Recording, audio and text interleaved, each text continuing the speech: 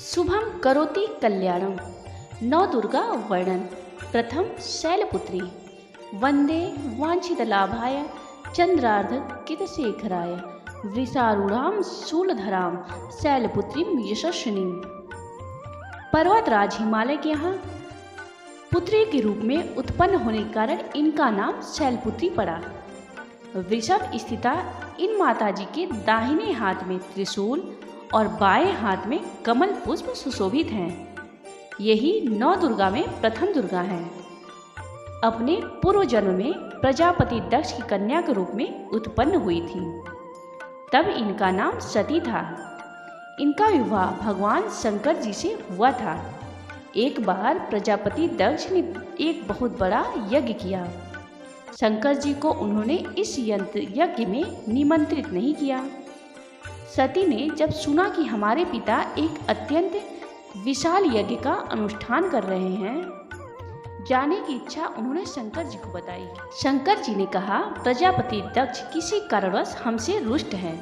अपने यज्ञ में उन्होंने सारे देवताओं को निमंत्रित किया है, किंतु हमें जानबूझकर नहीं बुलाया है, कोई सूचना तक नहीं भेजी है। ऐसी स्थिति में तुम्हारा वहां जाना किसी प्रकार से श्रेयस्कर नहीं होगा। शंकर जी के इस उपदेश से सती को ज्ञान नहीं हुआ।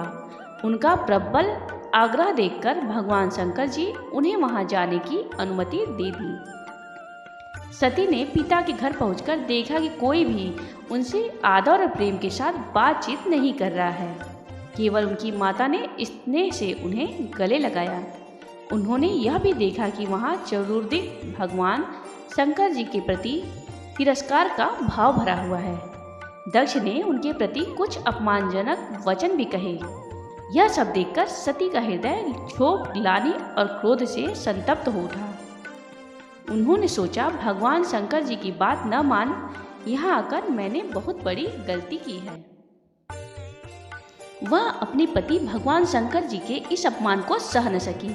उन्होंने अपने उस रूप को वहीं योगाग्नि द्वारा जलाकर भस्म कर दिया। वज्रपात के समान इस दारुण दुखद घटना को सुनकर शंकर जी ने क्रुद्ध हो अपने गणों को भेजकर दक्ष के उस यज्ञ का पूर्णतः विध्वंस करा दिया। सती ने योगाग्नि द्वारा अपने शरीर को भस्म कर अगले जन्म में शैलराज हिमालय की पुत्री के रूप में जन्म लिया। इस बार वह शैलपुत्री नाम से विख्यात हुई। पार्वती हेमवती की उन्हीं के नाम है। शैलपुत्री देवी का विवाह भी शंकर जी से ही हुआ है। पूर्व जन्म की भांति इस जन्म में भी वह शिव जी की अर्धांगिनी बनी। नौ दुर्गाओं में प्रथम शैलपुत्री दुर्गा का महत्व और शक्तियां अनंत हैं। नवरात्र पूजन में प्रथम दिवस इन्हीं की पूजा और